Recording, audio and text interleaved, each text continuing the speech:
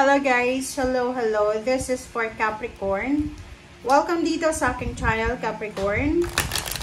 Welcome sa Kabalaran 888. Alamin natin ang general monthly reading. This is for all the Capricorn. Okay. Capricorn.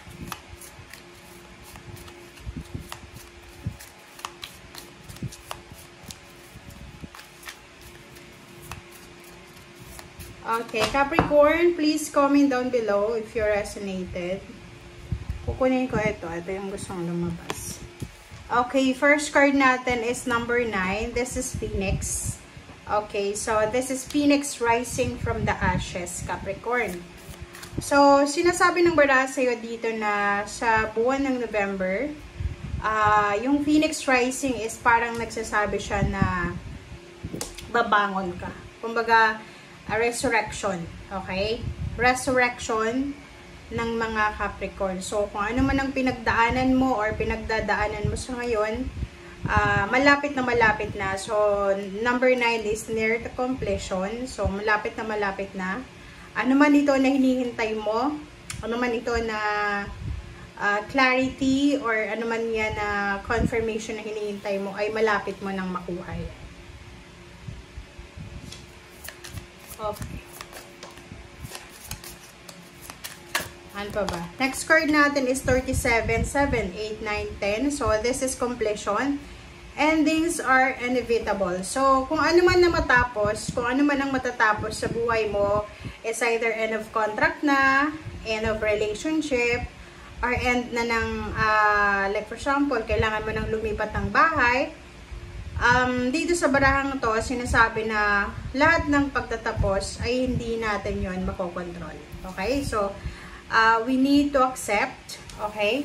Like dito, sinasabi ng baraha, kung meron kang mga pinagdadaanan na problema, Capricorn, possible na makabangon ka sa problemang yan. Like Phoenix rising from the ashes, babangon ka sa kung ano man na problema, health issues, love life issues, money issues, or kung ano pa man. Okay? So, let's check.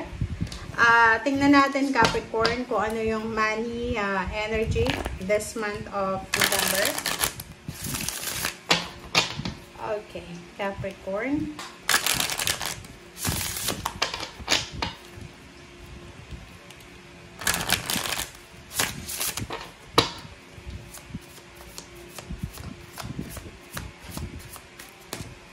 Sorry.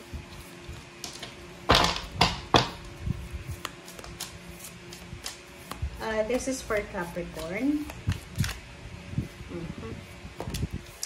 Okay, Angel of Strength. So, Angel of Strength, this is number 5, 50. So, kung halimbawa lang na ngayon habang nanonood ka, marami kang mga kinakatakutan. Like yung iba sa inyo dito, pwedeng you're expecting for salary increase, higher position, or nag-expect ka ng renewal ng contract. Pero siguro hindi mo kontrolado yung sitwasyon. So, nandito si Angel of Strength para bigyan ka ng kalakasan, bigyan ka ng motivation, bigyan ka niya ng strong foundation. Kumbaga, kailangan mong magpakatatag. Kasi etong yun nga sabi sir dito, ano man ang magtatapos, ay hindi mo yan makokontrol. Hindi natin may iwasan yan.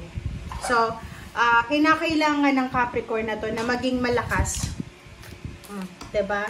There's a storm coming So, kung halimbawa man na may dumating na balita na hindi mo gusto, like mga balitang ayaw mong marinig, just accept it, okay? Tanggapin mo na lang kasi yun na nga, sabi sa'yo dito, kahit ano namang mangyari wala kang magiging, kumbaga, wala kang magagawa kasi wala kang control. Pero, nandito yung Phoenix rising na sinasabi na ano man ang pinagdadaanan or pagdadaanan mo, mapagtatanggubayan mo yan. So, hindi ka dapat na nawawala ng pag-asa. Okay.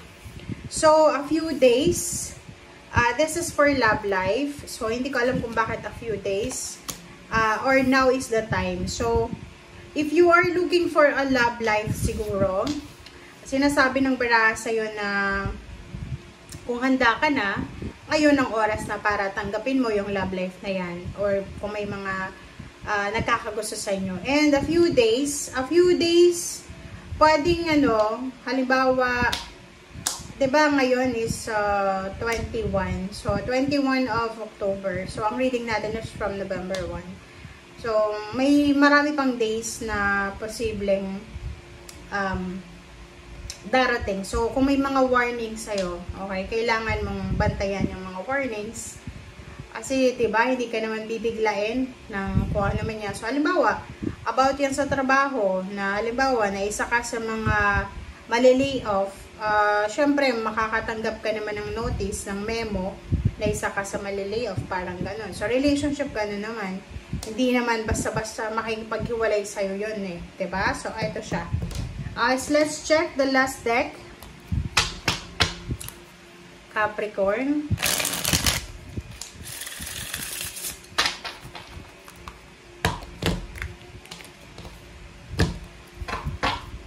Alright, so, water sign, Pisces, Scorpion, Cancer. Sinasabi ng baraha sa'yo dito na isang magical na relationship, magical na communication, attachment, ang posibleng darating sa'yo from water sign, Pisces, Scorpion, Cancer. So, ibig sabihin, in the near future siya, hindi pa siya sa ngayon. Okay? So, maybe, the near future siya. Maybe 3 days from now, or 3 weeks from now, 3 months from now. Sinasabi ng baraha sa iyo na ihanda mo ang sarili mo kasi kung ikaw ay single, possible na makatanggap ka ng love proposal from someone na financially stable.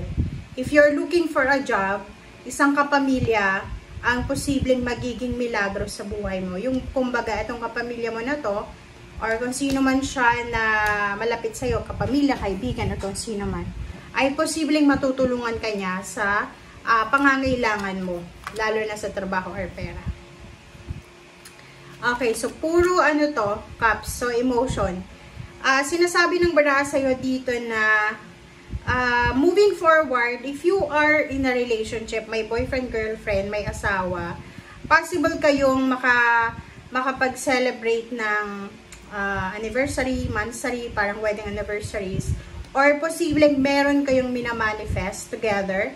So, halimbawa, kung ikaw ay Capricorn, tapos yung partner mo is Capricorn then, or kung ibang zodiac signs, posibleng sa buwan ng November, December, 2 months na yan, sobrang masaya kayo kasi pwedeng yung unexpected pregnancy, posibleng wedding or proposal ng engagement or wedding proposal ang posibleng mangyari. So, kumbaga, yung relationship na to is moving forward. Okay? Next level siya.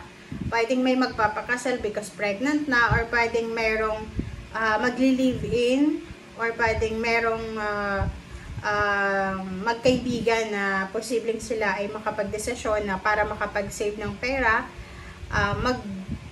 magre-rent na lang sila together ng titirahan nila. Okay, parang ganun. So, sa ilalim mo dito is 5 of Pentacles. So, if ever may mga problema kayo sa pera sa ngayon, huwag kayong masyadong mag-panic, mag-alala. Kasi yun nga, Phoenix is here. Sinasabi na lahat ng yan na pinagdadaanan mo, pagdadaanan mo ay mapagtatagumpayan mo. Okay, you need to be strong. Thank you guys for watching and see you again. Bye!